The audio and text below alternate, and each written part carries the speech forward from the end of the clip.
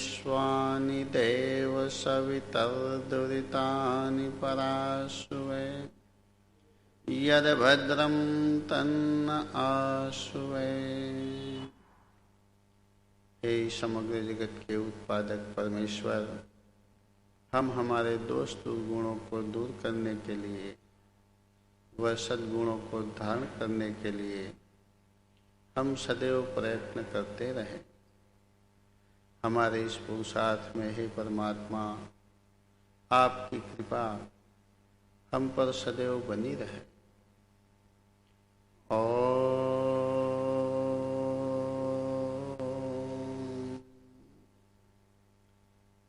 अस्तु, धीरे से नेत्रों को खोल देंगे। हमारी चर्चा चल रही है परमात्मा ने किस भांति संसार रचा, इसे जानने का प्रयास कर रहे हैं। हम जब भी कोई भवन खरीदते हैं तो भवन खरीदने से पूर्व वो कैसे बना वो जानने का प्रयास करते हैं कि नहीं? हाँ या ना? किस बिल्डर ने बनाया, किस कारीगरों ने बनाया, किन किन पदार्थों से बना, कैसा उसमें रंग रोगान है, कैसी सुख सुविधा है, ये सब पहले देखने जाते हैं ना, बाद में खरीदते हैं। फिर बिल्कुल संपूर्ण वेरीफाई हो जाने के पश्चात, संतुष्टि होने के पश्चात फिर उसमें रहने जाते हैं। तो परमात्मा ने ये जो संसार बनाया, जिसमें हमें परमात्मा ने रहने के लिए भेजा है, तो इस विषय में भी जानना आवश्यक है कि नहीं? और इसी ऐसा ही प्रयास कर रहे हैं कि परमात्मा ने किस भांति संसार रचा, जिसके अंतर्गत हमने देखा कि परमात्मा ने प्रकृति नामक सत्व रजस तमस इन तीनों विभिन्न परमाणुओं का अनुपात करके महत्त्व और अहंकार बनाया। अहंकार तक हमने देखा है। अब आगे की श्रृंखला, आगे किस प्रकार परमात्मा बनाता है। तो प्रकृति नामक पदार्थ से सर्वप्रथम परमात्मा महत्त्व यानी कि बुद्धि का निर्माण करता है। बुद्धि का कार्य जो है ये निर्णय करने का होता है, सत्य असत्य के भेद को जानने का होता है। उसके पश्चात परमात्मा महत्त्व के पश्चात अहंकार का निर्माण करते हैं। अहंकार तत्व से मैं चेतन जीवात्मा हूँ ऐसा हमें बोध होता है। अब महत्त्व के प्रयोग से परमात्मा ने अहंकार बनाया। अब अहंकार से आगे 16 पदार्थों की परमात्मा निर्माण करते हैं। 16 पदार्थ आगे कौन से हैं? तो अनुक्रम से 5 कर्मेंद्रियां, 5 ज्ञानेंद्रियां, 1 मन और 5 तन्मात्राएं। इस प्रकार से परमात्मा आगे के 16 पदार्थ बनाते हैं। इसमें 5 ज्ञानेंद्रियां, जिसमें आँख, नाक, कान, जिह्वा और त्वचा, ये 5 ज्ञानेंद्रियां बनाते हैं। ये सारे सूक्ष्म वस्तुएं हैं। परमात्मा आँख बनाता है, तो ये जो हम आँख देखते हैं, हमारी कितनी आँखें हैं? ये जो आँख जो हमारी दिखती है वो देखने का कार्य करता है। मगर देखने वाला कौन रहता है? जीवात्मा रहता है। जैसे दूरबीन तो बना दिया, मगर दूरबीन बनाने वाला, दूरबीन में से देखने वाला कौन होता है? जीवात्मा होता है। तो दूरबीन जड़ है या चेतन है? जड़ है। इसी प्रकार ये आँख, नाक, कान, जिह्वा और त्वचा, ये पांचों के पांचों जड़ पदार्थ में से बने हैं। तो ये सब जड़ है। आँख ये देखने का गोलक है, मगर देखने वाला तो चेतन आत्मा है। जिस प्रकार हम दूरबीन की सहायता से दूर का देख सकते हैं, मगर देखने वाले हम चेतन जीवात्मा होते हैं, इसी प्रकार परमात्मा ने आँख, नाक, कान, जीवा और त्वचा। आँख का कार्य है रूप को देखने का, कान शब्द ग्रहण करता है सुनने का, नाक जो है वो सूंघने का, त्वचा से स्पर्श। इस प्रकार पांच परमात्मा ने ज्ञानेंद्रिया बनाई, जिससे हम प्रकृति में से विभिन्न पदार्थों का ज्ञान करते हैं। पांच ज्ञानेंद्रिया, पांच कर्मेंद्रिया। पांच कर्मेंद्रिया हाथ, पैर, वाक, उपस्थ और पायु। तो हाथ, पैर, वाक यानी कि वाणी, और उपस्थ यानी मूतेंद्रिया, और पायु यानी कि मल विसर्जन करने की इंद्रिया। इस प्रकार से पांच परमात्मा ने कर्मेंद्रिया बनाई। और आगे मन बनाया। मन जिसमें जन्म जन्मांतर के संस्कार बने रहते हैं। मन में हम इच्छा, संकल्प आदि क्रियाएं करते हैं, और मन के ही माध्यम से इन सारी इंद्रियों को जब हम शरीर में होते तो उसका नियंत्रण किया जाता है। इस प्रकार मन, और फिर आगे पांच पदार्थ यानी पांच तन मात्रा, शब्द, रूप, रस, गंध और स्पर्श। इस प्रकार से पांच तन मात्राओं का निर्माण किया। तो यहाँ तक कुल कितनी वस्तुएं बनी अभी तक? ये अहंकार से आगे 16 और उसके पहले 2, यानी 18 तत्व हुए न। ये 18 तत्व जिसको दर्शनकार कहते हैं कि ये हमारा सूक्ष्म शरीर है। कैसा शरीर है? सूक्ष्म शरीर। स्थूल, सूक्ष्म और कारण। स्थूल शरीर तो ये है, फिर इसमें ये 18 तत्वों का सूक्ष्म शरीर है, और कारण शरीर है प्रकृति, जिसमें से ये शरीर का निर्माण हुआ। तो ये 18 तत्वों का सूक्ष्म शरीर जो हमारा प्रलय काल तक बना रहता है। ये स्थूल शरीर तो छूट जाता है, मगर ये 18 तत्वों का जो सूक्ष्म शरीर है वो प्रलय काल तक, या फिर जब तक हमारा मोक्ष नहीं हुए तब तक यह सूक्ष्म शरीर हमारा बदलता नहीं है। उसी में ही हमें निवास करना है। वो जो मिल गया है उसी में ही काम चलाना है। तो ये 18 तत्वों का जो सूक्ष्म शरीर, जिसमें अंत में परमात्मा ने पंच तन्मात्रा यानी कि शब्द, रूप, रस, गंध और स्पर्श, इसको पंच इंद्रियों के विषय भी कहते हैं, इन 5 पदार्थ का निर्माण करने के पश्चात इन पंच तन मात्राओं से परमात्मा फिर आगे ये लोकांतर बनाते हैं। शब्द, रूप, रस, गंध और स्पर्श, इनके माध्यम से परमात्मा सूर्य, चंद्र, सितारे, पहाड़, पर्वत, नदी, नाले इत्यादि सारे जगत की परमात्मा रचना करता है।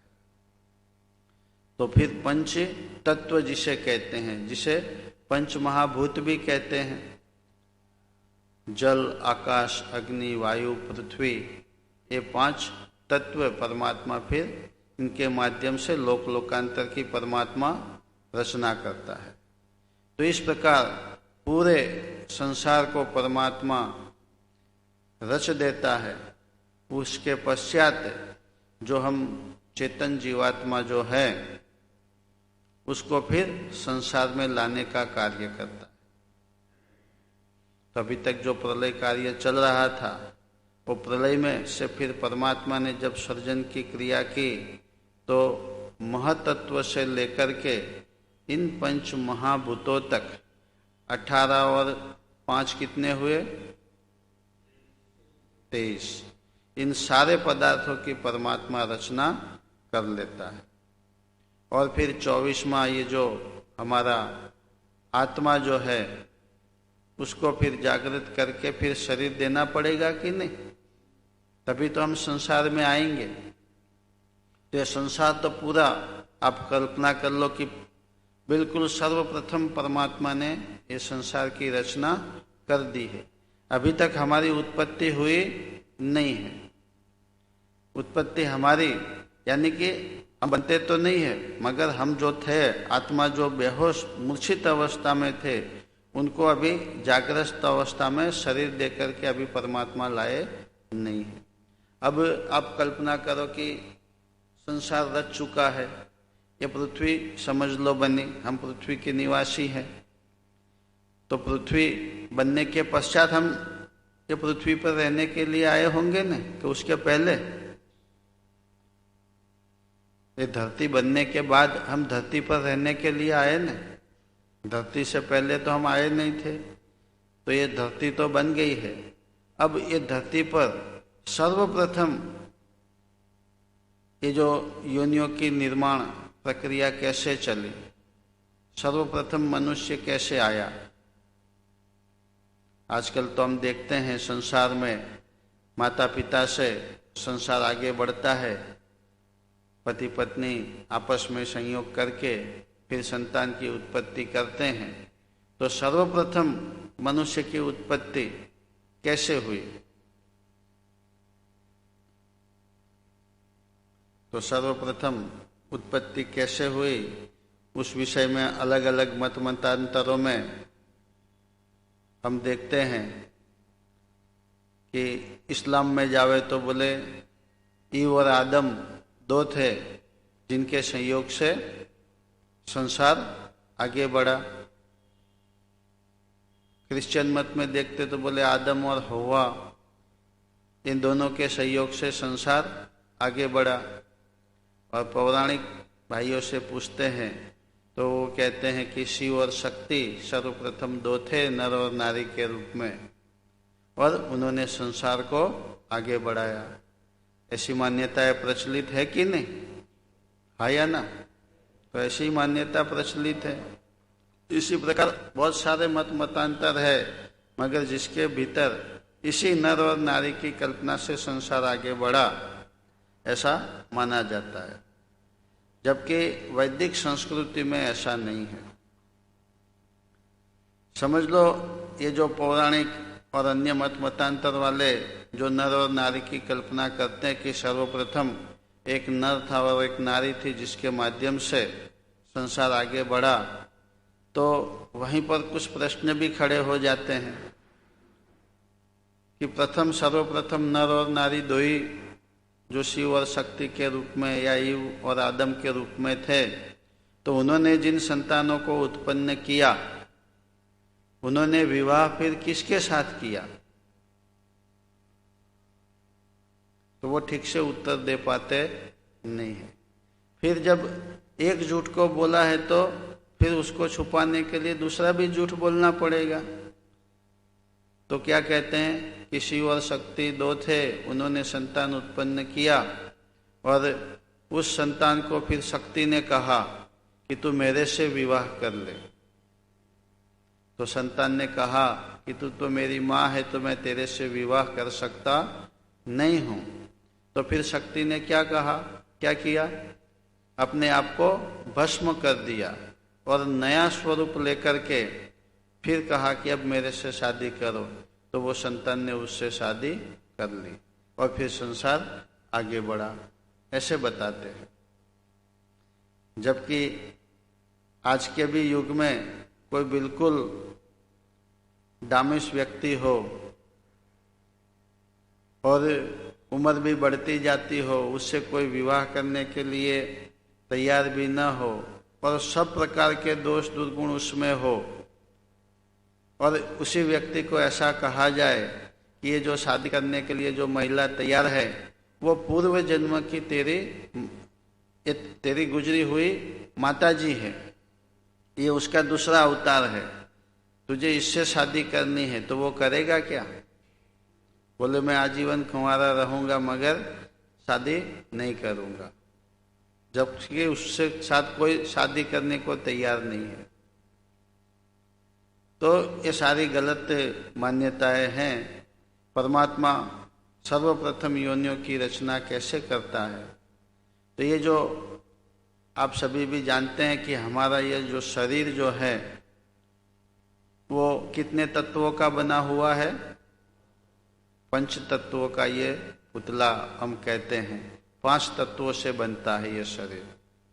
तो परमात्मा ने जो संसार बनाया, जिसमें 5 तन मात्राओं से जो लोक लोकांतर की परमात्मा ने रचना की, जिसके अंतर्गत पृथ्वी भी, ये धरती भी बनी हुई है। उपग्रह इत्यादि जो भी परमात्मा ने बनाया, उसमें इस प्रकार से धरती है। अब परमात्मा 5 तत्वों से हमारा ये शरीर जो बनता है, तो ये 5 तत्वों से सर्वप्रथम कहाँ पर बनाता है? ईश्वर तो सर्वव्यापी है, कभी एक देशीय होता नहीं है, कभी शरीर में बद्ध होता नहीं है, वो तो निराकार ही रहता है, था है और रहेगा। तो शरीर में जैसे शरीर की रचना परमात्मा अपनी विज्ञान बुद्धि से सर्वप्रथम योनियों की रचना करता है। और कहाँ पर करता है? तो पृथ्वी में करता है, पृथ्वी के गर्भ में, पृथ्वी के भीतर, यानी कि पृथ्वी का गर्भ। अभी हम इस भवन के गर्भ में बैठे हैं कि नहीं? गर्भ यानी कि भीतर। तो इसी प्रकार परमात्मा पृथ्वी के भीतर अपनी विज्ञान बुद्धि से शरीर बनाता है। जिस प्रकार वैज्ञानिक माता पिता की गैर हाजिरी में प्रयोगशाला में टेस्ट ट्यूब बेबी में संतान को जन्म दे सकता है कि नहीं? आजकल विज्ञान यहाँ तक आगे बढ़ चुका है। वहाँ पर संतान पैदा करने के लिए माता पिता की आवश्यकता रहती नहीं है। टेस्ट ट्यूब बेबी जिसे कहते हैं, प्रयोगशाला में एक कृत्रिम गर्भाशय होता है जिसमें संतान को उत्पन्न किया जाता है। वहाँ पर माता पिता की हाजिरी होती नहीं है। मगर यहाँ वैज्ञानिकों की ये मर्यादा है कि उसमें जो रज और वीर्य जो प्रवेश करवाने होते हैं गर्भ में, वो तो असली माता पिता से ही लेना पड़ता है। यानी कि ये पदार्थ वैज्ञानिक आज तक बना पाए नहीं है। तो जब मनुष्य यहाँ तक, हम अल्पज्य होने के बाद भी यहाँ तक उत्पत्ति प्रकरण में पहुँच सकते हैं, जीवात्मा मनुष्य की उत्पत्ति में, तो परमात्मा तो सर्वज्ञ है। और ये 5 तत्व से बना हुआ जो शरीर जो है, परमात्मा ने सर्वप्रथम पृथ्वी के गर्भ में उसे हम सबको उत्पन्न किया। यहाँ प्रश्न होता है कि जल, आकाश, अग्नि, वायु और भी दूसरे पदार्थ हैं, उसमें जल में से हमको उत्पन्न नहीं किया, आकाश में से उत्पन्न नहीं किया, वायु में से पैदा नहीं किया, और धरती में से क्यों पैदा किया? ऐसा भी प्रश्न होता है कि नहीं? तो धरती में से इसलिए पैदा किया कि धरती में ये 5 तत्व विद्यमान है, और पृथ्वी तत्व जो है इसमें ये 5 गुण रहते भी हैं। तो पृथ्वी में स्वयं पृथ्वी तत्व तो है ही। पृथ्वी में जल है कि नहीं? पृथ्वी में से हम जल निकालते हैं कि नहीं? तो पृथ्वी में जल भी है। पृथ्वी में अग्नि है कि नहीं? देखिए, लावा फटता है तो आज भी 2 करोड़ साल से भी अधिक वर्ष हो गए तो भी आज भी धरती में से लावा निकलता कि नहीं? निकलता है। और पृथ्वी में वायु है कि नहीं, जिसको हम गैस कहते हैं, धरती में से गैस निकलता है। और स्वयं पृथ्वी और आकाश तत्व, आकाश भी सर्वव्यापक है मगर ये जड़ है। तो पृथ्वी में जल, अग्नि, वायु, आकाश, ये सारे पदार्थ पृथ्वी के भीतर होने के कारण परमात्मा और अन्य किसी स्थान पर उत्पत्ति न करते हुए पृथ्वी के गर्भ में यानी कि पृथ्वी के भीतर में हम सभी जीवात्माओं के लिए योनियों की रचना करता है, अपनी विज्ञान बुद्धि से करता है। और ये जो रचना करता है इसे अमैथुनी सृष्टि कहते हैं। कैसे कहते हैं? माता पिता मैथुन करके संतान की उत्पत्ति करता है, जबकि परमात्मा को ऐसी क्रिया करने की कोई आवश्यकता रहती नहीं है। जिस प्रकार वैज्ञानिक प्रयोगशाला में माता पिता की गैरहाजिरी में टेस्ट ट्यूब बेबी का निर्माण कर सकता है, तो परमात्मा धरती के भीतर इन पंच तत्वों का प्रयोग करके क्या हमारे शरीर को नहीं बना सकता? वो तो सर्वज्ञ है। तो अपनी विज्ञान बुद्धि से परमात्मा ने सर्वप्रथम पृथ्वी के भीतर से योनियों की रचना प्रारंभ करते हैं, जिसके अंतर्गत परमात्मा सर्वप्रथम वृक्ष वनस्पतियां उत्पन्न करते हैं। योनियों की रचना में भी एक क्रम है। वो क्रम ऐसा है कि जिसकी आवश्यकता अधिक से अधिक कम होती है, सर्वाधिक कम आवश्यकता वाले शरीर को सर्वप्रथम ईश्वर सर्वप्रथम उत्पन्न करते हैं। तो वृक्ष वनस्पतियाँ, फिर उस पर नभने वाले सूक्ष्म बैक्टीरिया, वायरस, फिर उससे अधिक जरूरत वाले शरीर, फिर उससे अधिक जरूरत वाले शरीर, इस प्रकार रचना करते। जैसे गाय बनाई तो गाय से पहले गाय की आवश्यकता क्या है? घास फूस, बराबर। तो वो उसको पहले रचना करता है। तो इस प्रकार सबसे अंत में सर्वाधिक आवश्यकता वाला शरीर, ऐसा मनुष्य का शरीर परमात्मा सबसे अंत में रचना करता है। हमारी जरूरत सबसे अधिक है कि नहीं? सर्वाधिक आवश्यकता यदि किसी योनि को है तो हम मनुष्य को है। हम मनुष्य को ऐसे लाइट, पंखे, एसी, फिर अन्न, फल, फूल, सब्जी, दूध, मेवे, इन सब की, फिर सवारी के लिए घोड़ा, ये सब कुछ चाहिए कि नहीं? तो ये सारी आवश्यकता सर्वाधिक हमारी होने के कारण परमात्मा हम सबको अंत में उत्पन्न करता है, मनुष्य योनि को। और ये सब के सब जितनी भी योनियां हैं वो सब परमात्मा पृथ्वी में से सर्वप्रथम अपनी विज्ञान बुद्धि से एक बार उत्पत्ति करता है। उसके पश्चात वो उत्पत्ति करते नहीं है। फिर आगे माता पिता के संयोग से संसार आगे बढ़ता रहता है। तो समय की अवधि हो चुकी है। अगली कड़ी में परमात्मा ने ये पृथ्वी पर किस स्थान पर मनुष्यों की उत्पत्ति की और वो स्थान को क्यों चुना और अन्य किसी स्थान पे नहीं, इस विषय में जानने समझने का प्रयास करेंगे। तो कल भी आप इसी श्रृंखला को आगे सुनने के लिए उपस्थित हुए। सभा को विराम देते हैं, समय हो चुका है। सावधान होकर के बैठ जाएं, कमर को सीधी रखें, पवित्र भाव से 3 बार ओमकार का उच्चारण करके शांति पाठ करेंगे।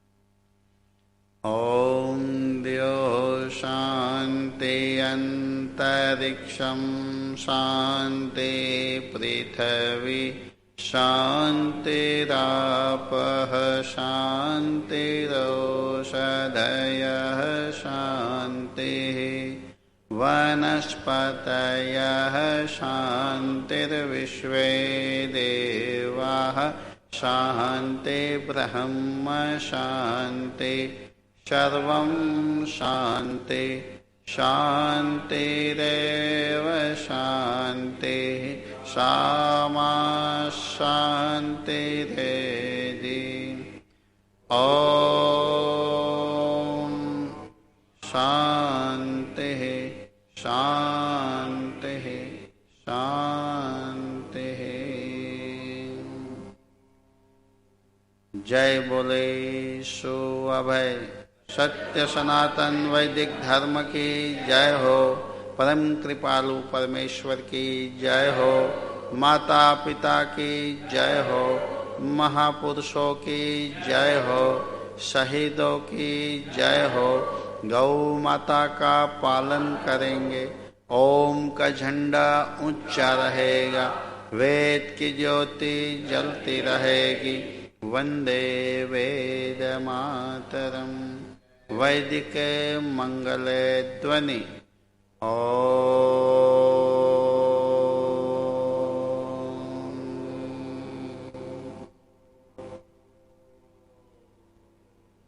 सर्वेभ्यो नमः।